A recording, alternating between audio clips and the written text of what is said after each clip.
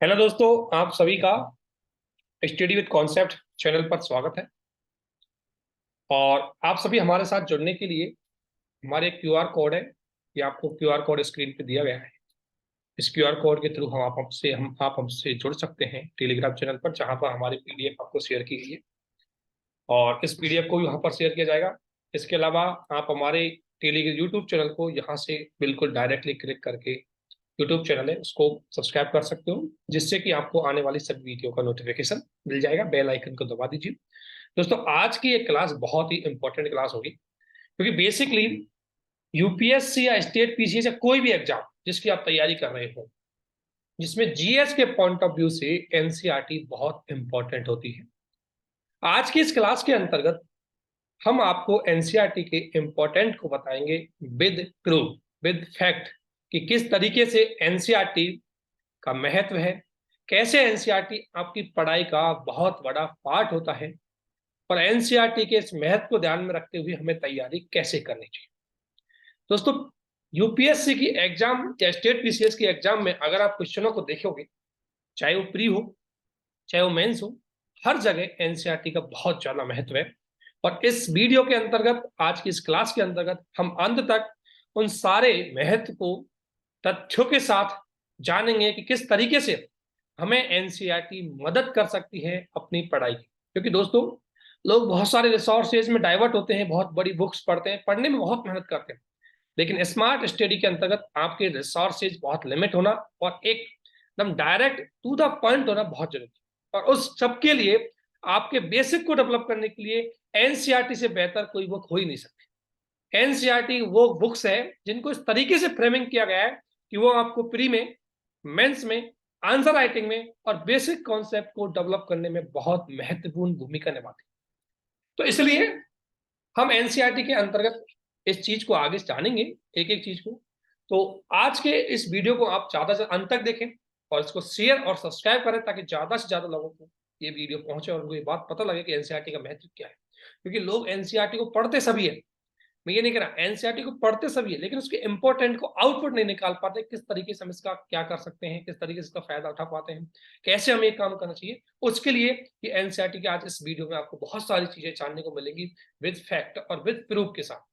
चलो बढ़ते हैं आगे। देखो, ये पीडीएफ आपको शेयर कर दी जाएगी, अच्छे से पीडीएफ को फ्रेम किया गया है। ये पीडीएफ आपको टेलीग्राम चैनल, जिसका लिंक आपको मैंने बता दिया गया है, स्कैन कर सकते हो क्यूआर कोड के थ्रू, वहां पर आपको डायरेक्टली हमारे टेलीग्राम चैनल पर ये वीडियो मिल जाएगी। एनसीईआरटी के महत्व की अगर हम बात करें, एनसीईआरटी का महत्व हम तीन स्तर पर देखेंगे। प्री में इसका क्या महत्व है, मेंस में क्या महत्व है, और आंसर राइटिंग। इन तीन स्तर पर एनसीईआरटी का क्या क्या महत्व है, इसको हम अच्छी तरीके से देखें। एक तो ये चीज हमें ध्यान रखना कि एनसीईआरटी का प्री में महत्व क्या है, मेंस में महत्व क्या है। और इस प्री मेंस की बात कर रहा हूं, ये केवल यूपीएससी की बात नहीं, यूपीएससी नहीं, ये बीपीएससी, स्टेट पीसीएस, जितने भी स्टेट पीसीएस है उनके भी सारे स्टैटिक क्वेश्चन, कल हमने एक छोटा सा वीडियो बनाया था बीपीएससी को लेकर के, जिसका क्वेश्चन पेपर आया था। सारे क्वेश्चनों का आंसर, उन सारे बेसिक और स्टैटिक क्वेश्चनों का जो आंसर है वो आपकी एनसीईआरटी क्लास में था। लेकिन उसको पढ़ना, हम क्या करते हैं, वन लाइनर पढ़ने लग जाते हैं, स्टेट पीसीएस के लिए फैक्ट पढ़ने लग जाते हैं, कहानियां पढ़ने लग जाते हैं, किताबें पढ़ने लग जाते हैं, लेकिन जो मेन चीज है उसको छोड़ देते हैं, और उसी वजह से आप बहुत जगह परेशानी महसूस करते हो। ठीक है, ये चीज आपको देखनी है। तो इनका महत्व प्री, इतना ही नहीं, आजकल तो यूपीएस एसएससी के अंतर्गत भी आपको पता है कि जीएस का काफी इंपॉर्टेंट रोल निभा दिया, तो वहां पर भी ये जीएस के पॉइंट ऑफ व्यू से एसएससी में भी बहुत महत्वपूर्ण भूमिका निभाई।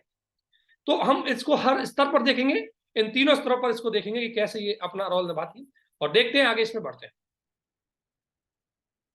सबसे पहले एनसीईआरटी की अगर बात करें, तो एनसीईआरटी की अगर मैं बात करूं, बेसिक इसका देखो प्रीलिम्स के लिए कितना महत्व आ सकता है। हम देखो इसको बायलिंगुअल करने की कोशिश की है, और कोशिश करेंगे कि एनसीईआरटी का हम एक बैच है वो लॉन्च करेंगे जो बाइलिंगुअल करेंगे, नोट्स उसमें बाइलिंगुअल प्रोवाइड करवाने की कोशिश करेंगे, ताकि इंग्लिश मीडियम वाले भी इसको अच्छे से पढ़ सके और हिंदी मीडियम के लिए भी हेल्प इसका हो सके। तो नोट्स बना करके हम एक बैच अच्छे से तैयार करेंगे इसमें, जिसको विद इन 10 या 11 तारीख के समथिंग उसको लॉन्च किया जाएगा। उसके बारे में आपको सभी डिटेल अच्छे से बता दी जाएगी। ठीक है, अभी उसमें तैयारी चल रही है। तो सबसे पहले मैं आपको ये बता दूं कि एनसीईआरटी का प्रीलिम्स में क्या महत्व है। सबसे पहला फैक्ट, एनसीईआरटी का प्रीलिम्स में क्या महत्व है। तो दोस्तों एनसीईआरटी प्रीलिम्स में बेसिक कॉन्सेप्ट को समझने के लिए एनसीईआरटी बहुत महत्वपूर्ण है, बेसिक डेवलपमेंट के लिए। अगर आपको बेसिक डेवलपमेंट करना है तो उसके लिए आपकी एनसीईआरटी बहुत इंपॉर्टेंट है। इसको मैं आपको एग्जांपल सहित आगे बताऊंगा। सेकंड, प्रीलिम्स के अगर क्वेश्चनों की बात करें तो 60 से 70% स्टेट पीसीएस और यूपीएससी के क्वेश्चन डायरेक्टली या इनडायरेक्टली आपके एनसीईआरटी की बुक से आते हैं। कहां से आते हैं? एनसीईआरटी की बुक से, डायरेक्टली या इनडायरेक्टली, ठीक है। एनसीईआरटी बुक से आते हैं, ये देखेंगे, इसके भी आपको एग्जांपल है। फिर एक काम और, एनसीईआरटी किसी भी टॉपिक को understand the topic with easy way, ये किसी भी टॉपिक को बहुत आसान तरीके से समझने में आपकी महत्वपूर्ण भूमिका है। बहुत आसान तरीके से, किस तरीके से आप जटिल से जटिल टॉपिक को बहुत आसान तरीके से समझ सकते हो, वो भी आपको एनसीईआरटी सिखाएगी। एनसीईआरटी के अंतर्गत आप किसी भी टॉपिक के बारे में महत्वपूर्ण सूचना और तथ्यों को प्राप्त कर सकते हैं जो आपकी प्रीलिम्स के लिए बेहतर होते हैं। यानी कि आप फैक्ट्स, आप इंफॉर्मेशन, फैक्टों को, इंफॉर्मेशन को और केस स्टडीज आगे देखेंगे इसमें, इनको आप जान पाओगे जो आपकी न केवल प्री बल्कि मेंस के लिए भी महत्वपूर्ण होते हैं, वो आपको एनसीईआरटी बताएगी। फिर कीवर्ड, ये की टर्म, की गलत, की टर्म है, की टर्म जो की टर्म है, इन की टर्म को समझने में भी ये महत्वपूर्ण भूमिका निभाते हैं। जो कीवर्ड होते हैं उनको समझने में भी एनसीईआरटी बहुत महत्वपूर्ण भूमिका निभाती है, की टर्म्स, ठीक है। इसके अलावा अगर हम बात करेंगे, आपको बताएंगे, मैं आपको एग्जाम में मतलब आपको मैं प्रूव करके बताऊंगा किस तरीके से आपके लिए महत्वपूर्ण हो सकती है। मैं आपको एनसीईआरटी खोल के दिखाऊंगा, एनसीईआरटी से आए हुए क्वेश्चन खोल के दिखाऊंगा, एक एक चीज करके दिखाएंगे ताकि आपको तभी पता लगेगा कि ये कितना इंपॉर्टेंट होती है। एनसीईआरटी के अंतर्गत मैपिंग से संबंधित जानकारी, जो ज्योग्राफी के अंतर्गत महत्वपूर्ण भूमिका, ज्योग्राफी की मैपिंग को, स्टैटिक मैपिंग को कंप्लीट करने में, हिस्ट्री ऑप्शनल की मैपिंग को कंप्लीट करने में आपके लिए बहुत महत्वपूर्ण होती है आपकी एनसीईआरटी। हिस्ट्री मैपिंग, देखो मैपिंग आपको पता है हिस्ट्री में आती है, ऑप्शनल में, मैपिंग ये ज्योग्राफी में और हिस्ट्री में, इनको अच्छे से करवाने में ये बहुत महत्वपूर्ण भूमिका निभाती है आपकी एनसीईआरटी। ये पीडीएफ आपको शेयर कर दी जाएगी, डोंट वरी। देखो सबसे पहला अब इनको जो मैंने आपके साथ पॉइंट डिस्कशन किए हैं कि भाई एनसीईआरटी का ये महत्व है, उनमें सबसे पहला है आपका बेसिक कॉन्सेप्ट है कैसे डेवलप करती है एनसीईआरटी। तो मैंने कुछ एग्जांपल्स लिए, मैंने यहाँ कोई बड़ी चीज नहीं ली, जस्ट कुछ केस स्टडी लिए, कुछ एग्जांपल लिए कि कैसे आपकी एनसीईआरटी बेसिक कॉन्सेप्ट को डेवलप कर सकती है, कैसे। तो देखो एक सिंपल सा एग्जांपल मैं इकोनॉमी से लिया है, इकोनॉमिक क्लास 9th की या 10th की 9th की एनसीईआरटी है। तो देखो उसमें अगर आपको समझाया प्रोडक्शन कैसे, कि प्रोडक्शन के कैसे, प्रोडक्शन क्या होता है, प्रोडक्शन के फैक्टर क्या होते हैं, अगर आपको बेसिक, ये आपको हर जगह काम आता है।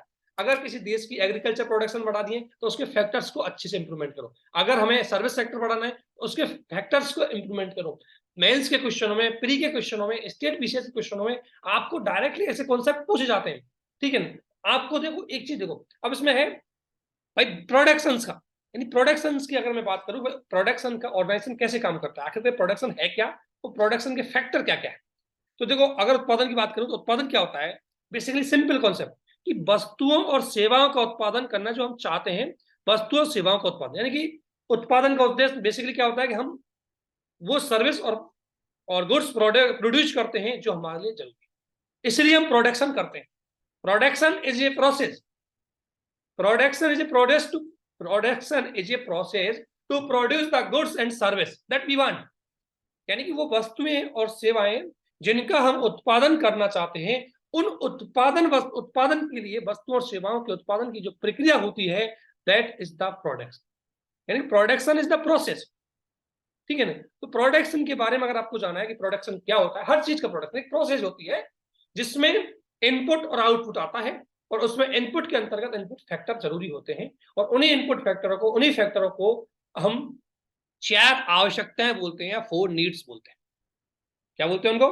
There are 4 requirements for production of goods and service, यानी कि किसी भी वस्तु और सेवा के उत्पादन के लिए हमें 4 साधन होने चाहिए, तभी हम उत्पादन कर सकते हैं। इसका मतलब उत्पादन प्रक्रिया में आपके पास 4 रिक्वायरमेंट्स, 4 नीड्स होना जरूरी है, जिन्हें हम फैक्टर कहते हैं, जिन्हें हम क्या बोलते हैं, फैक्टर कहते हैं, जिन्हें हम प्रोडक्शन फैक्टर कहते हैं, उत्पादन के साधन कहते हैं।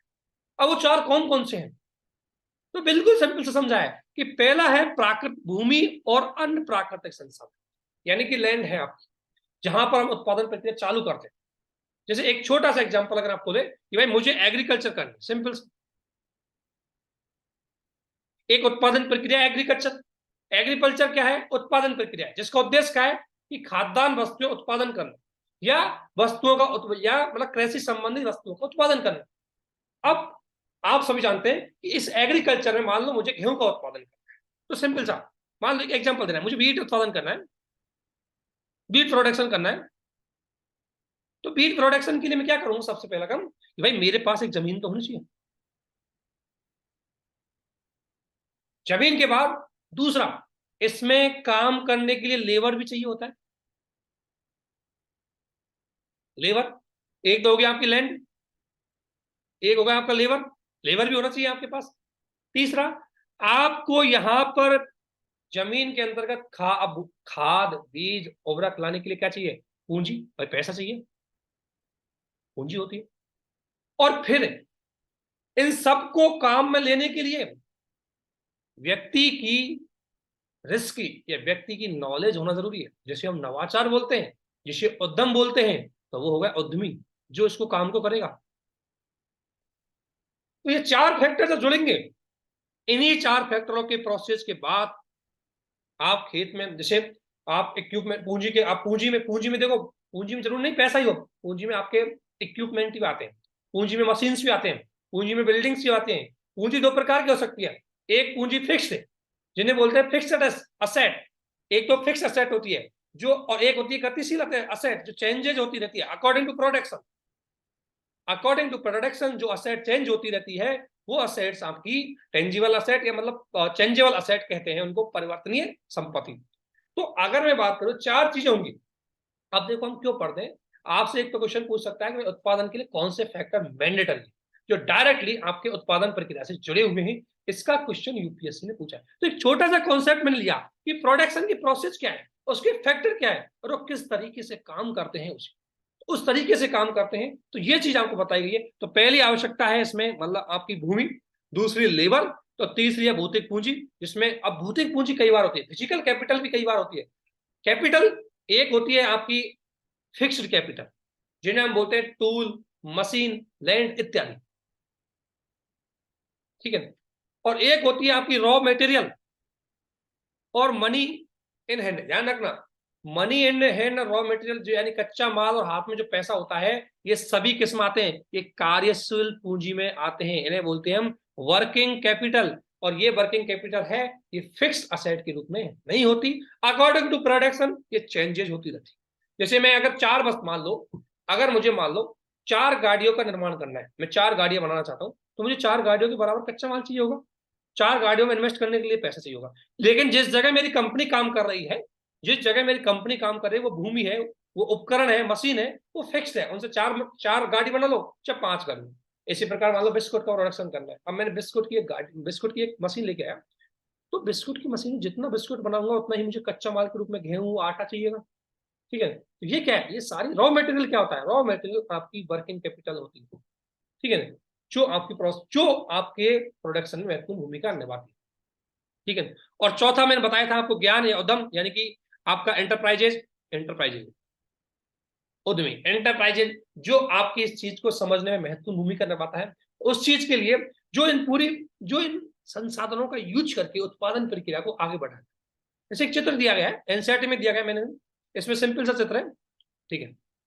ये चित्र दिया गया है और ये बोला गया है कि इस चित्र में देखो, इस चित्र में आपसे पूछा गया है कि कौन कौन सी फिक्स्ड असेट है और कौन कौन सी असेट आपके वर्किंग वाली असेट है। अब देखो इसमें फिक्स्ड असेट मशीन लग गई, ये मशीन क्या है, इसमें फिक्स्ड। एक हो गया लेबर, ये आपका साधन हो गया लेबर, ये आदमी जो काम कर रहा है, ये आपका क्या है, एक तरह से लेबर काम कर रहा है, ठीक है ना। ये रॉ मटेरियल हो गया, नीचे काम कर रहा है जिस चीज से, ये रॉ मटेरियल क्या है, आपका वर्किंग कैपिटल है, ठीक है ना।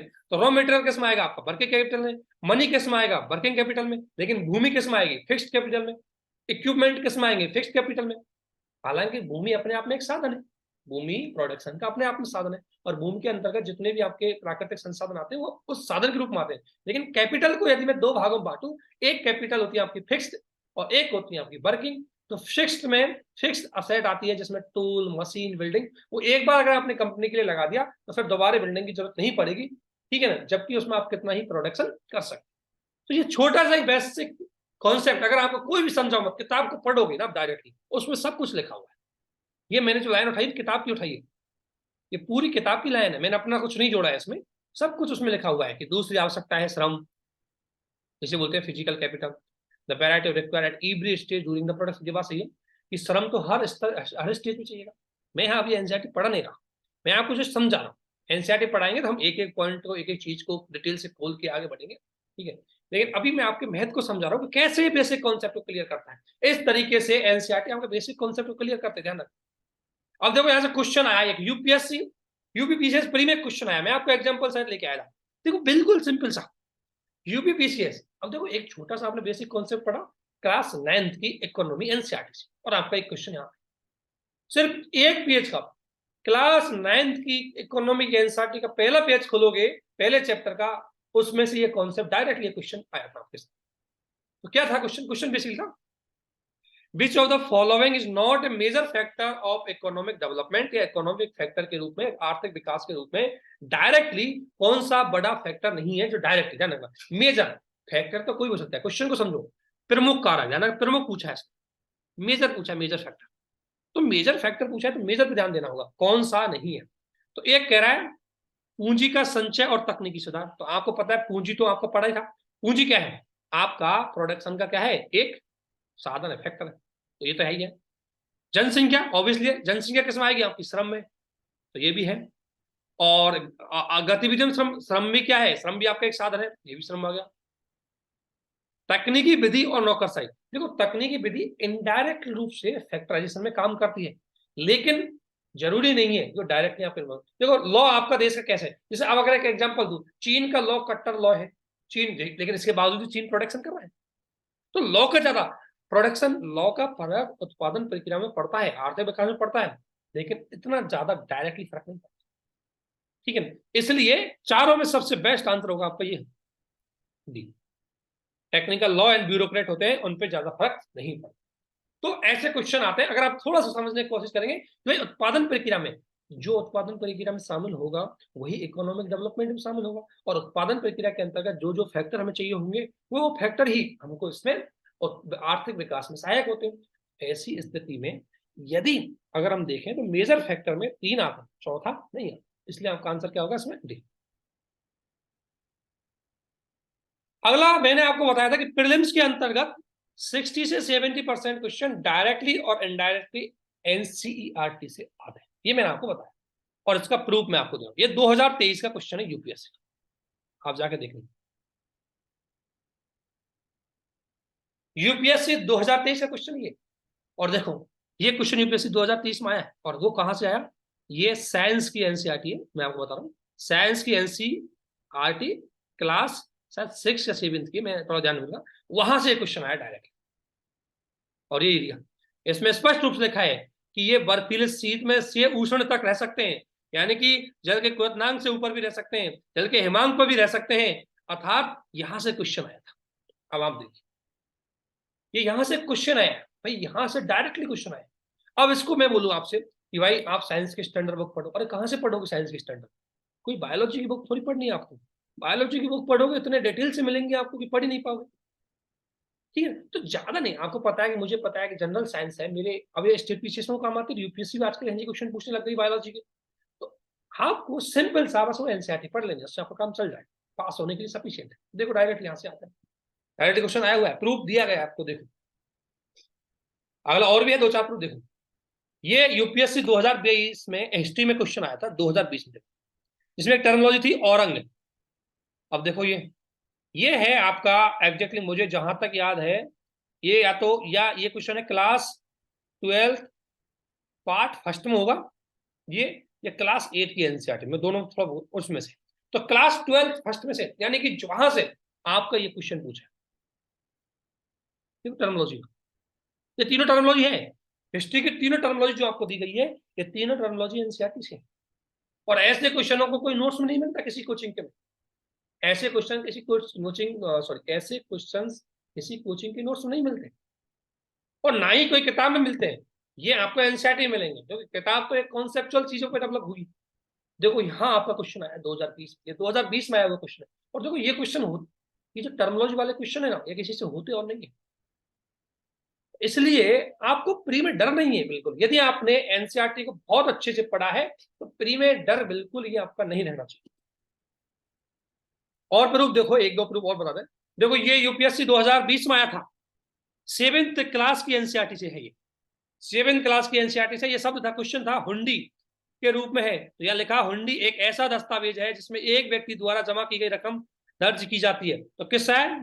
ये देखो, विनिमय पत्र के रूप में, जो अनंतर प्रस्तुत की जाती है, यानी कि एक्सचेंज के रूप में, ठीक है ना, एक को दी जाती है, दूसरे से ली जाती है। तो यहां से आपका ये क्वेश्चन आया, और 2020 में हिस्ट्री, और एनसीईआरटी क्लास 7 की क्लास एनसीईआरटी से ही ये क्वेश्चन आया। और ऐसा नहीं है कि इसमें बहुत कुछ अलग से आया, सिंपल क्वेश्चन टर्मिनोलॉजी से आपसे पूछा है। एक और प्रूफ दे देते हैं आपको थोड़ा सा। 2022 में आया था ये क्वेश्चन, योग वासिष्ठ का निजामुद्दीन, योग वासिष्ठ, अब योग वासिष्ठ का निजामुद्दीन पानीपत द्वारा फारसी में अनुवाद किया गया था, किसके राज्यकाल में? तो लिखा हुआ है अकबर के राज्यकाल, अकबर के दिए लिखा है ना, अकबर के राज्यकाल में योग वशिष्ठ। अब बताओ, अभी एनसीईआरटी से डायरेक्ट लिया है, 2022 में क्वेश्चन है, यूपीएससी का। मैंने तो अभी 2-4 क्वेश्चन ही लिए, क्योंकि सभी क्वेश्चनों को तो इसमें लाना पॉसिबल नहीं था, लेकिन जब हम टॉपिक पढ़ाएंगे उस टॉपिक में जरूर लेके आएंगे सारे क्वेश्चन, ठीक है, एनसीईआरटी के, ताकि आपको साथ में कनेक्टिविटी हो जाए और पढ़ना कैसे उसके महत्व को हम समझ। तो योग व वशिष्ठ वाला पूछा गया कि किसके कार्यकाल में हुआ? अकबर के कार्यकाल में हुआ। डायरेक्टली देखो, सिंपल सा आंसर है। अगर आपने पढ़ा है तो डायरेक्टली आपको आंसर लगाने में 10 सेकंड भी नहीं लगेंगे, लेकिन इसके लिए आपको एनसीईआरटी पढ़ा हुआ होना चाहिए। अब देखो, मैं आप चाहे हमने भी आपको नोट्स शेयर किए, सबने नोट्स शेयर किए, लेकिन वहां इसका आंसर मिलना पॉसिबल नहीं है ऐसे क्वेश्चनों का। इसलिए भाई एनसीईआरटी का महत्व तो है, ठीक है ना, ये मैंने आपको बता ही दिया था, ये तो दोबारा रिपीट हो गया, ठीक है। अब आगे, अब अभी तक मैंने बताया कि एनसीईआरटी किस तरीके से प्री के अंतर्गत डायरेक्टली या इनडायरेक्टली आपकी क्वेश्चनों में सहायता करती है, जिसके 4-5 रूप मैंने आपको बताए थे। अब आगे बढ़ते हैं एनसीईआरटी के और इंपॉर्टेंस क्या है। एक है, एनसीईआरटी किसी भी टॉपिक को इजी तरीके से समझने में महत्वपूर्ण योगदान देती है। यानी कि एनसीईआरटी है वो सिग्निफिकेंटली सबसे ज्यादा इंपॉर्टेंट है कि understanding any topic in easy में, बहुत आसान तरीके से। अब इसको हम आपको खोल के कैसे समझ, आपके सामने एक एग्जांपल देते हैं। ये है आपके सामने, सॉरी किसकी, क्लास 11th की एनसीईआरटी है, और ये एनसीईआरटी है आपकी क्लास 11th की एनसीईआरटी है, और ये एनसीईआरटी है आपकी पॉलिटी की क्लास 11th की एनसीईआरटी है। इसमें देखो कैसे टॉपिक समझते हैं, थोड़ा सा एक एग्जांपल देता हूँ मैं, बाकी तो आपको ये पहला टॉपिक है, संविधान क्यों और कैसे, ठीक है। अब देखो सिंपल से, अब आपको किसी भी टॉपिक को बहुत आसान, अब बहुत सारे लोगों को भी पता नहीं तो संविधान क्या होता है, कैसे काम करता है, और आप बुक में पढ़ोगे, चल लक्ष्मीकांत में पढ़ लो, हर बुक का अपना महत्व है, इस बात में कोई दौरा नहीं, लेकिन किसी भी बुक में इसको एक्सप्लेन करना आसान नहीं है। किसी भी बुक में, स्टैंडर्ड बुक में, इसको किसी ने भी एक्सप्लेन नहीं किया टर्म कि संविधान क्या है। बताएंगे तो थोड़ा बहुत एक टर्मिनोलॉजी के रूप में बता देंगे कि संविधान सुप्रीम लॉ है, लेकिन संविधान क्या है, संविधान कैसे बनता है, संविधान की प्रोसेस क्या है, संविधान क्यों जरूरी है, ये आपको क्लास, ये कौन सी क्लास, शायद 11th की एनसीईआरटी है, 11th क्लास 11th पॉलिटी की एनसीईआरटी, और ये आपको बताएगी। और कैसे बता रही है देखो, कितना सिंपल शब्दों में लिखा हुआ है।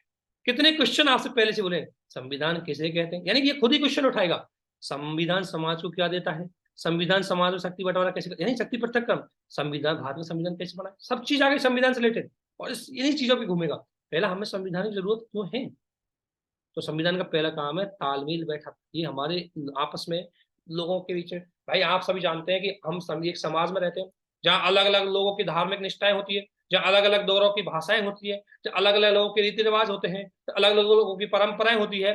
तो उन परंपराओं, रीति रिवाजों, सभी चीजों में हर किसी के अलग अलग नियम होते हैं, तो उन नियमों में कुछ लाइजिंग बना करके, कुछ कॉमन नियम निकाल करके सभी समाज की सहमति से एक नियम बनाया जाता है और उसी नियमों के समूह को संविधान कहते हैं। इतनी आसान तरीके से बता रहे हैं ये कह रहा है, बिल्कुल सिंपल, इतनी आसान तरीके से ये पढ़ना है, इसमें से बहुत इंपॉर्टेंट चीजें निकालनी, लेकिन पढ़ना जरूरी है। इससे आपका माइंड सेट डेवलप हो जाएगा, इससे आपकी थिंकिंग डेवलप होगी कि एक चीज के बारे में आप कितना सोच सकते हैं।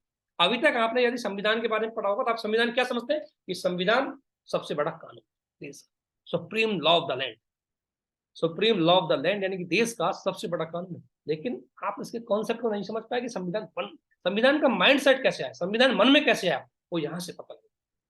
एक सिंपल से थोड़ा सा पढ़ के बताता हूँ। कल्पना करें कि आप एक बड़े समूह के सदस्य हैं और कल्पना करें कि समूह की बहुत विशेषता है।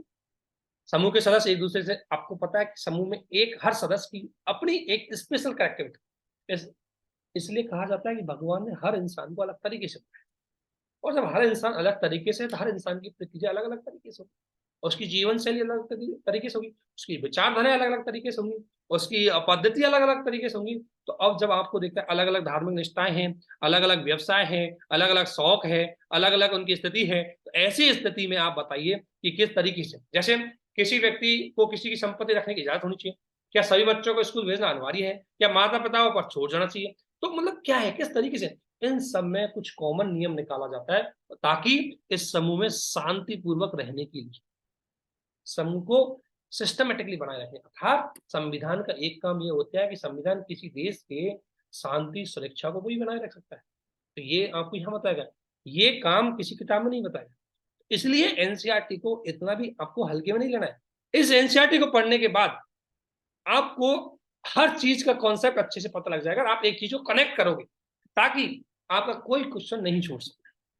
इसलिए आपके हर कॉन्सेप्ट को डेवलप करने के लिए किसी भी इजी टॉप को, अब आपसे बोला संविधान क्या है तो यहाँ खोल के आपको मिल जाएगा, ये है भाई संविधान आपका, ये संविधान है, संविधान का ये कॉन्सेप्ट है जो आपको यहाँ बताया जा रहा है। ठीक है, एक तो ये काम ये आप समझ गए कि NCERT contribute significantly in understanding any topic in easy way, और एग्जांपल मैंने आपको दे दिया।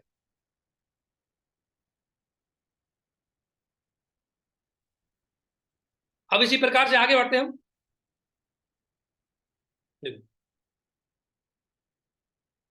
एनसीईआरटी के अंतर्गत आप किसी भी टॉपिक के बारे में महत्वपूर्ण सूचना तथ्यों को भी प्राप्त कर सकते हैं जो आपकी प्रीलिम्स के लिए बेहतर होते हैं।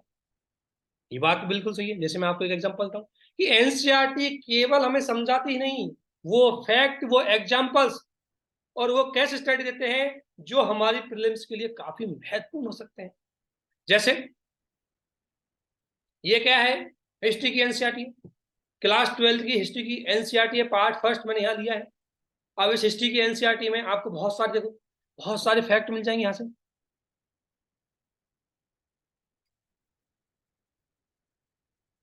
देखो इसमें इसमें अगर मैं बात करूँ धौलावीरा, ये देखो धौलावीरा की बात आ गई। इसके अलावा एक एनसीईआरटी और खोल के बताऊँ मैं फैक्टों में, जैसे आपको अभी बता रहा हूँ, एक एनसीईआरटी और है, ज्योग्राफी की एनसीईआरटी देखो। अब ज्योग्राफी में ये क्या मिल गया, आपको फैक्ट मिल गया। ज्योग्राफी में ये क्या मिल गया आपको, एक एग्जांपल मिल गया, 2004 में सुनामी आई थी। तो भाई हर चीज का बहुत रोल है। देखो ज्योग्राफी में हर चीज मिली हुई है, ये ज्योग्राफी की एनसीईआरटी से, ठीक है। देखो ये फैक्ट हो गए, सारे फैक्ट हो गए, ये फैक्ट, ये फैक्ट, ये फैक्ट, ठीक है ना। तो फैक्ट है, ये देखो ये फैक्ट है आपके पास। तो फैक्ट, इंफॉर्मेशन, सभी चीजों को जानने में आपकी ये बहुत महत्वपूर्ण भूमिका निभाती है। क्या, आपकी एनसीईआरटी,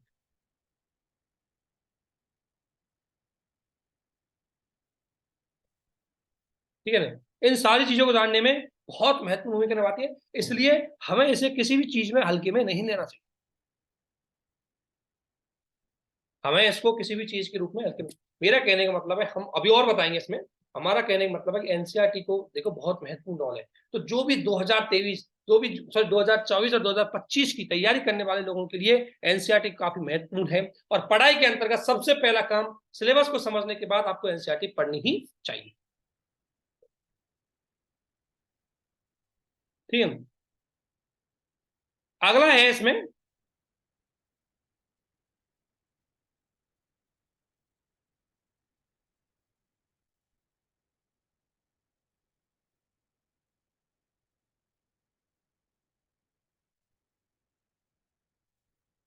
अगला अगर बात करें, अगला देखो, अगला क्या करा है, महत्वपूर्ण की टर्म्स जो आपके प्रीलिम्स के लिए महत्वपूर्ण है, जो मैंने आपको अभी बताए थे, महत्वपूर्ण की टर्म्स के लिए भी ये आपके लिए सबसे महत्वपूर्ण होती है, जो आपके प्रीलिम्स के लिए बहुत ज्यादा महत्वपूर्ण है।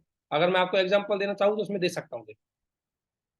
महत्वपूर्ण की टर्म कैसे, अगर मुझे मान लो एक छोटा सा एग्जांपल मैं आपको ले रहा हूँ उसमें, इस क्लास की एनसीईआरटी में,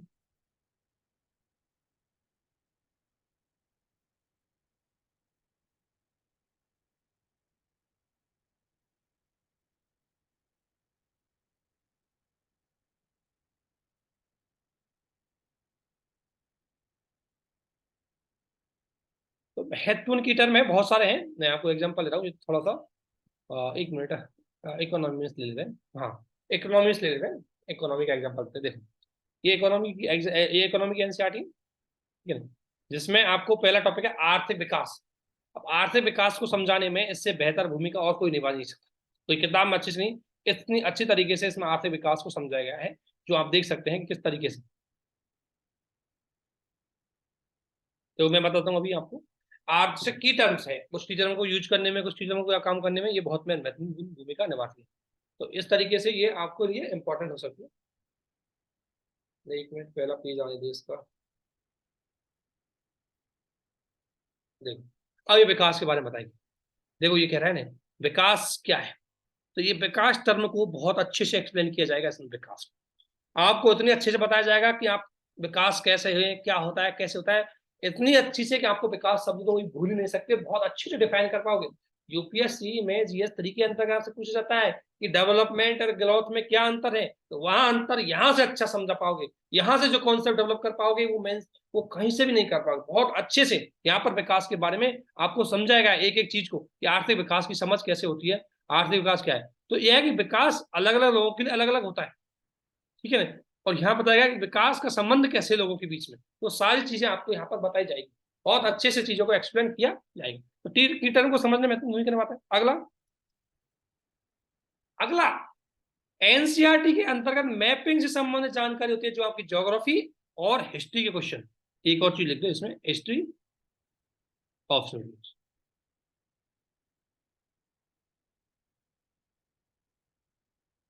वो समझने में महत्वपूर्ण है। हिस्ट्री ऑप्शन में आपको पता है 50 नंबर की मैपिंग आती है,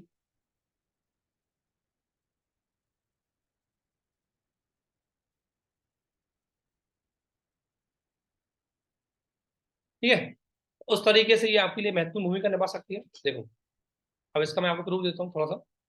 जैसे ये मैंने खोल दी हिस्ट्री ऑप्शन की, देखो हिस्ट्री में आपसे पता है कैसे सवाल पूछा था, जगह देकर, लोकेशन देकर के। तो देखो ये हिस्ट्री ऑप्शन के लिए काम आ सकती है इसका। अगर आपसे नॉर्मली ये पूछा जाए मैपिंग की जगह है, इतना ही नहीं, कई बार बहुत अच्छे से इसमें दिया गया है, एनसीईआरटी में बहुत अच्छे से मैपिंग दी गई है आपकी। जैसे और देखो हिस्ट्री ऑप्शन की हिस्ट्री, देखो जी, ये सब मैपिंग है आपकी, मांडा कहाँ है, ये सब तो हिस्ट्री ऑप्शनल की हुई। इसके अलावा ज्योग्राफी की मैपिंग देखो आप, ज्योग्राफी मैपिंग को देखो, ज्योग्राफी मैपिंग में देखो, ये देखो, ज्योग्राफी को अच्छे से समझने के लिए भारत के बीच में ये दूरी कितनी है, डायरेक्टली पूछ गई है, स्टेप पीछे से पूछ जाती है कि दूरी कितनी है, ये दूरी कितनी है, ये भारत की ग्रीनविच रेखा कैसे गुजरती है, ये क्वेश्चन डायरेक्टली पूछे गए हैं।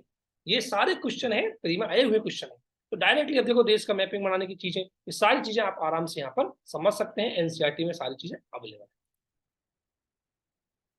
अब अगला पॉइंट पे आते हैं कि importance of NCERT for mains, कि मेंस के लिए इसका क्या important, importance of NCERT for mains. तो सबसे पहला, for mains answer writing arts, यानी कि मुख्य परीक्षा की उत्तर लेखन कला के लिए बहुत महत्वपूर्ण।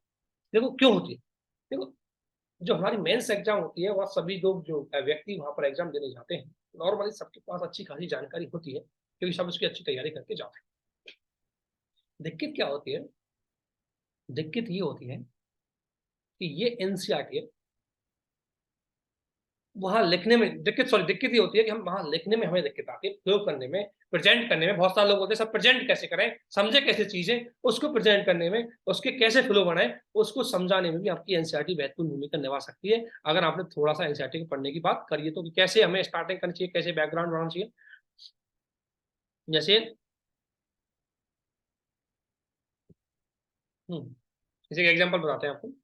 जैसे मान लो आपको स्टार्टिंग करनी है, ये बता रहा है कैसे कनेक्टिविटी, कनेक्टिविटी देख रहे हैं कि यहाँ पैराग्राफ में इसने एक चीज स्टार्ट करी है और यहाँ तक कनेक्ट करते हुए आया है।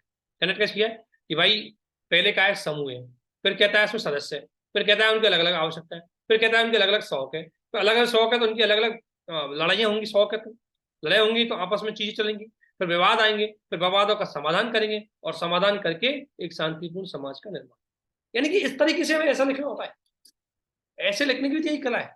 तो आप कभी भी ऐसे लिखने से पहले एक बार एनसीईआरटी के किसी टॉपिक को समझो, कैसे एनसीईआरटी फ्लो कर रही है उस टॉपिक, किस तरीके, क्योंकि ये किताब जिसने लिखी हो तो बेस्ट राइटर है ही है, तो किस तरीके से फ्लो कर रही है उसी तरीके से हम अच्छे करना चाहिए। एनसीईआरटी ऐसे की लिखने के लिए बहुत महत्वपूर्ण भूमिका निभा। देखो ऐसे, देखो कैसे ये पैराग्राफ कनेक्ट किया है इसने क्वेश्चन उठा करके। ये समूह को शांतिपूर्ण एक साथ रहने के लिए क्या करना चाहिए, तो रहने के लिए बुनियादी नियम बनाने चाहिए। ऐसे ही आपको चाहे जीएस में हो चाहे ऐसे में हो, ऐसे में आपको आंसर राइटिंग में बहुत ज्यादा हेल्प करेगी आपकी एनसीईआरटी सिखाने में। ये तो मैं सिखाने प्रोसेस बता रहा हूँ आपको। कभी भी आप एनसीईआरटी की टर्मिनोलॉजी, एनसीईआरटी के एक पैराग्राफ को पढ़ के चेक कीजिए और तब आप चेक कीजिए उसको कि किस तरीके से वो आपकी हेल्प कर सकते। ठीक है, अगला अगर बात करें हम, अगला बात करें, यहां तक समझ में आ गया, अगला करते हैं इसको। दूसरा है बेसिक्स प्रश्नों के सॉल्यूशन के लिए ध्यान रखना। एनसीईआरटी से डायरेक्टली बेसिक क्वेश्चन आते हैं जीएस में, आपकी चाहे स्टेट बीसीएस में हो चाहे यूपीएससी में हो, डायरेक्टली आपसे क्वेश्चन एनसीईआरटी में से पूछ रही है। उसका आपसे एग्जांपल ले लेते हैं, एक दो आपको एग्जांपल बताते हैं। एक क्वेश्चन आया था आपका, ये क्वेश्चन है, जैसे ये क्वेश्चन है, मैं मान लेता हूं आपका 1857 का विप्लव, ये वाला है। आप जाइए एनसीईआरटी क्लास 12 पार्ट 3, वहां डायरेक्टली इसका आंसर है। डायरेक्टली आपको इधर उधर बिल्कुल सोचना नहीं है, इधर उधर बिल्कुल नहीं सोचना है, डायरेक्ट आपका आंसर वहीं से मिलेगा। ज्योग्राफी की एनसीईआरटी में है ये physical geography sir 12th class की एनसीईआरटी, वहां से क्वेश्चन है, ये दोनों क्वेश्चन वहीं से हैं। ये आपका इकोनॉमी, अभी जो इकोनॉमी हम पढ़ रहे हैं, ये इस इकोनॉमी से है, ये 10वीं की इकोनॉमी से क्वेश्चन आपका, ये वाला जो ज्योग्राफी का यहाँ दिया हुआ है क्वेश्चन। तो भाई एक बात देखो, इतना इतना आसान तरीके से यहाँ क्वेश्चन आपसे पूछे जाते हैं। और एक एग्जांपल और देता हूँ, एक दो एग्जांपल देखो, हाँ एक दो एग्जांपल और देता हूँ मैं जो आपको यहाँ पूछ गए। ठीक है ना, देखो एक क्वेश्चन यहाँ देखो, ये भी जीएस फर्स्ट में देखो। ये कह रहा है भारत के इतिहास के पुनर्रचना में चीनी और अरब यात्रियों के वृत्तांतों का आकलन कीजिए। और कहाँ से आया है बताऊँ आपको, प्रूफ यहाँ से आया। देखो टॉपिक ही बताता हूँ डायरेक्टली, टॉपिक आप इतना डिटेल से मत चाहिए। ये 12th क्लास की हिस्ट्री एनसीईआरटी है, उसका पार्ट फर्स्ट है जिसे बोलते हैं प्राचीन भारत का इतिहास, उससे डायरेक्टली ये क्वेश्चन आया और टॉपिक आया, ये देखो एक मिनट, ये टॉपिक है आपका, मैं आपको टॉपिक बताता हूँ तभी तो क्वेश्चन पढ़ लेंगे। सॉरी पार्ट 2 से आया है, जो आपकी हिस्ट्री क्लास है, हिस्ट्री है क्लास 12 की, उसका पार्ट 2 है, उसका पहला टॉपिक है यात्रियों की नजर। यहाँ से क्वेश्चन आया है आप, ये जो क्वेश्चन आपको जीएस 1 का दिख रहा है, ये जीएस 1 का क्वेश्चन वहीं से उठ के आया। ये वर्तमान समय महात्मा गांधी के विचारों का महत्व, ये क्वेश्चन आपको पार्ट 3 से आया हिस्ट्री से। तो फिर आखिरकार जब सारे क्वेश्चनों का बेसिक यहीं से आ रहा है, तो ये टर्मोलॉजी, ये ज्योग्राफी की एनसीईआरटी से आया हुआ क्वेश्चन है, ये भी ज्योग्राफी की एनसीईआरटी, फिजिकल ज्योग्राफी है क्लास 12 की एनसीईआरटी, वहां से आया हुआ क्वेश्चन है। तो जब सारे क्वेश्चन आपके यहीं से आ रहे हैं, मैं मान रहा हूँ स्टैंडर्ड बुक हम आपको बताएंगे, लेकिन बेसिक पढ़ने के लिए आपको ये बहुत जरूरी है एनसीईआरटी। ये मेंस के लिए भी इंपॉर्टेंट है, कई के लिए भी इंपॉर्टेंट है, जिसकी चीजें मैं आपको बता रहा हूँ। इसी में और आगे बढ़ते हुए इसके और चीजें देखते देखो। अब अगला क्वेश्चन आता है कि भाई चलो ठीक है एनसीईआरटी इंपॉर्टेंट है, लेकिन एनसीईआरटी में पढ़नी कौन कौन सी चाहिए। तो सब्जेक्ट भाई मैंने एनसीईआरटी यहाँ पर आपको बताइए, सब्जेक्ट भाई बताइए यहाँ पर, जिसमें आपकी ज्योग्राफी के लिए कौन कौन सी एनसीईआरटी पढ़नी चाहिए। जीएस फर्स्ट में सबसे पहले है ज्योग्राफी बुक्स। ज्योग्राफी के लिए आपको क्लास 6 से लेकर के क्लास 12 तक की ज्योग्राफी पढ़नी, क्लास 6 से लेकर के और क्लास, और ये दोनों ज्योग्राफी काफी इंपॉर्टेंट है, ये दोनों, ये इंपॉर्टेंट ज्योग्राफी, जो दोनों क्वेश्चन सॉरी मैं आपको बता रहा था, वो दोनों क्वेश्चन यहाँ से ज्योग्राफी से। ठीक है, इसके अलावा ज्योग्राफी में आपको पूरी पढ़नी बहुत बेसिक से, कि एक पहला चैप्टर है Earth on our habitat, our environment, ये क्या करती है ज्योग्राफी? ये डिजास्टर मैनेजमेंट में काम आएंगे आपके, ये आपके एनवायरमेंट में भी काम आएंगे आपके, और ये ज्योग्राफी में काम आएंगे, और इकोनॉमी में काम आएंगे। ये दोनों टॉपिक इकोनॉमी के हैं, दोनों टॉपिक इकोनॉमी में भी आते हैं। तो ये ज्योग्राफी की इकोनॉमी में भी काम आएगी आपके, ज्योग्राफी में भी काम आएगी, और यहाँ भी काम आएगी। तो किस तरीके से एनसीईआरटी का इंपॉर्टेंट है, बहुत इंपॉर्टेंट है। आगे ज्योग्राफी के बाद आता है आपका, अगला आता है Indian society. Indian society GS first के अंतर्गत पेंस में 60 से 70% मार्क्स, 70 के, अब तो इस बार तो 80% टच करेगा, 60 से 70 नहीं, 80 नंबर के क्वेश्चन आपके सोसाइटी से आए थे, और वो सोसाइटी के लिए आपको ये बुक पढ़नी है,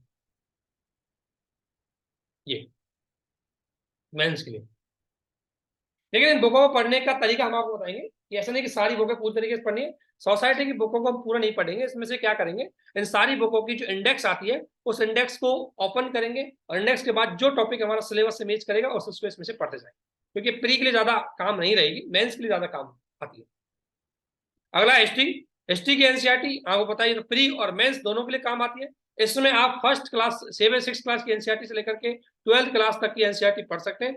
इसके साथ साथ थोड़ा सा इसमें हिस्ट्री में आप ओल्ड एनसीईआरटी बुक भी पढ़ सकते हैं आर एस शर्मा हिस्ट्री में, ठीक है। आर्ट एंड कल्चर के अंतर्गत आपकी आती है class 9th, so class 11th की ये दो एनसीईआरटी, ये एनसीईआरटी है जिनका क्लास 11th का एक, इसमें से 9 और 10 चैप्टर पढ़ना है, और ये क्लास 11th का एक चैप्टर और है इंट्रोडक्शन ऑफ इंडियन आर्ट, एक ये पढ़ना है। ये दोनों पढ़ के आप काफी हद तक प्री के लिए क्वेश्चन यहाँ से कवर कर सकते हो, मेन से क्वेश्चन भी कवर कर सकते हो। अगला आता है पॉलिटी। पॉलिटी के लिए नॉर्मली वैसे हम 6ठी से 8वीं भी पढ़ते हैं, लेकिन ज्यादा इंपॉर्टेंट होगी आपकी 9वीं से लेकर के और 12वीं तक।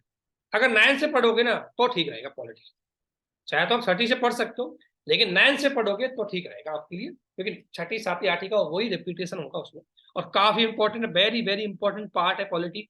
इसमें आपका आईआर भी आ जाएगा, देखो यहाँ आईआर आ जाएगा आपका, ठीक है ना, और यहाँ इंडिया का, यहाँ से क्वेश्चन इस बार पूछ रहे हैं पॉलिटी में यहाँ से, और इसके अलावा इंडियन कॉन्स्टिट्यूशन तो आपका पूरा सिलेबस है ही नहीं है। तो इसलिए आपके लिए चारों पांचों बुक ही बहुत इंपॉर्टेंट है, इनके महत्व को हम आपको बताएंगे। इसके बाद आता है आपका एनसीईआरटी के अंतर्गत पेपर 3 के अंतर्गत अगर बात करें तो साइंस टेक्नोलॉजी। साइंस टेक्नोलॉजी के अंतर्गत जो बुक्स होती है प्री के लिए ज्यादा इंपॉर्टेंट होती है, स्टेट पीसीएस के लिए बहुत इंपॉर्टेंट होती है, और इनको भी हम कवर करवाएंगे। ये एनसीईआरटी देखो 6, 7, 8, 9, 10 तक तो ये लगातार रहेंगी, उसके बाद कुछ चैप्टर निकालेंगे हम, उसके बाद हम कुछ चैप्टर निकालेंगे। जैसे 11th की में से कुछ यूनिट नंबर 14 पढ़ेंगे, और इसमें से बायोलॉजी वाली में से हम पढ़ेंगे 4-5 यूनिट। 12th की केमिस्ट्री में से हम पार्ट फर्स्ट में से कुछ यूनिट पढ़ेंगे। 12th की केमिस्ट्री के पार्ट सेकंड में यूनिट नंबर 16 पढ़ेंगे। 12th इसमें ये कुछ सेलेक्टेड एनसीईआरटीज है, उन्हीं को ही हम इसमें पढ़ेंगे, लेकिन इसको बहुत अच्छे से कवर करवाएंगे जनरल साइंस को अंदर। उसके बाद आती है आपकी इकोनॉमिक्स। इकोनॉमिक्स के पूरे को कवर करने के लिए, करंट ये बहुत अच्छे से कवर करने के लिए आपके लिए एनसीईआरटी के लिए ये जो एनसीईआरटी बुक्स है बहुत महत्वपूर्ण है। इसमें आप देख सकते हो क्लास 9 से लेकर के और क्लास 12 तक की हम इसमें बुक्स पढ़ेंगे। क्लास 9 से लेकर के और क्लास 12 तक की हम एनसीईआरटी की बुक्स है उनको कवर करने की पूरी कोशिश करेंगे हमारे इस बैच के अंतर्गत, जिसको हम जल्द ही लॉन्च करेंगे, ठीक है। इसके बाद आपके एनवायरमेंट में एक क्वेश्चन है, बायोलॉजी के लास्ट 4 चैप्टर है क्लास 12 की बायोलॉजी के, वहां से कुछ चैप्टर उठाएंगे जो आपके बायोलॉजी में काम आएंगे, इसमें भी काम आएंगे। इस तरीके से आपके लिए एनसीईआरटी की क्या महत्व है, क्या रोल है, और कैसे इसका इंपॉर्टेंट आप यूज कर सकते हैं, उस आधार पर ये वीडियो आपके लिए शेयर किया गया था। आशा करते हैं ये वीडियो आपको अच्छा लगेगा। ये पीडीएफ हमारे टेलीग्राम चैनल पर आपको शेयर कर दी गई है। टेलीग्राम चैनल पर जुड़ने के लिए आप डायरेक्टली इसको स्कैन करेंगे क्यूआर कोड को, हमारा टेलीग्राम का लिंक आ जाएगा। यूट्यूब को सब्सक्राइब करने के लिए आप इसको प्लीज क्लिक कीजिए कॉपी करके, इस पे भी आपका लिंक हो जाएगा। बाकी आप इसके डिस्क्रिप्शन बॉक्स में भी इनके लिंक देख सकते हैं, और ये एनसीईआरटी की बहुत हेल्प करेगी। हमारे यहाँ एनसीईआरटी के अलावा अब एनसीईआरटी बैच लॉन्च करेंगे, इससे पहले सीसेट बैच चल रहा है, आप उसको भी ज्वाइन कर सकते हो। 11 अक्टूबर से सीसेट बैच है वो स्टार्ट किया जाएगा, उसको भी आप ज्वाइन कर सकते हो, ठीक है ना। उसमें बहुत अच्छे से बेसिक से आपको चीजें कवर करवाई गई है। इसके अलावा आंसर राइटिंग बैच है, अभी हमारे चल रहे हैं, लेकिन नया आंसर राइटिंग है बैच है, उसको हम लगभग 15 अक्टूबर तक हम उस आंसर राइटिंग बैच को चालू करेंगे, जो आपके ऐसे के लिए, जो आपके ऑप्शनल हिस्ट्री और पॉलिटी और PSR ऑप्शनल के लिए, और GS के लिए, जिसमें आपकी लाइव कॉपी चेक की जाती है, आपको एक्सप्लेन किया जाता है क्वेश्चन को, ताकि आप अच्छे से इंप्रूवमेंट कर सके। ठीक है, वो भी हमारा आपको बैच लॉन्च किया जाएगा 11 अक्टूबर के समथिंग। उसके साथ साथ हम जल्दी ही एक PYQ प्री के लिए और एक PYQ मेंस के लिए, इनकी भी हम सीरीज जल्दी लॉन्च करेंगे।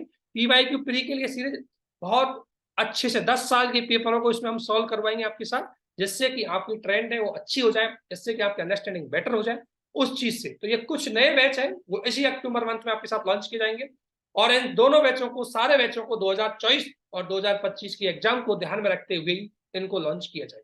तो आप सभी को हमारे साथ बने रहने के लिए बहुत बहुत धन्यवाद। आशा करते हैं कि आप डेफिनेटली है कि ये वीडियो आपकी हेल्प करेगी। आप इसको आराम से देखिए, प्लीज इसको शेयर और सब्सक्राइब कीजिए। ये वीडियो आपकी पढ़ाई का 50% पार्ट होगी। अगर इसको समझ गए, इसके महत्व को समझ गए, और महत्व को समझने के साथ साथ यदि आप इसका प्रयोग करना सीख गए, तो ये NCERT के लिए बहुत ही, ये वीडियो आपके लिए अति महत्वपूर्ण होगी। और इसके लिए आपको प्लीज इसको ज्यादा से ज्यादा आपको शेयर जरूर करना है, क्योंकि तभी ज्यादा लोगों के बीच में ये चीजें, तो आपको बहुत सारे रिसोर्सेज लिमिट हो जाएंगे। और हम जल्दी ही एक रणनीति और लेके आएंगे, जल्दी एक रणनीति लेके आएंगे, किस तरीके से हमें 2024 की तैयारी करनी है, 2025 की तैयारी किस तरीके से करनी है, ताकि आप उसको बेहतर तरीके से समझ सकें। तो आइए हमारे साथ जुड़िए और अच्छे से अपनी तैयारी को मजबूत कीजिए, क्योंकि NCERT की कमी खिलती है, इस बार भी खिली, मैं पर्सनली बता रहा हूँ उसको, ठीक है ना। अगर आपकी अच्छे से नहीं है तो NCERT की कमी होती उसमें, ठीक है ना। ठीक है, तो आप सभी को हमारे साथ बने रहने के लिए बहुत बहुत धन्यवाद। Thank you.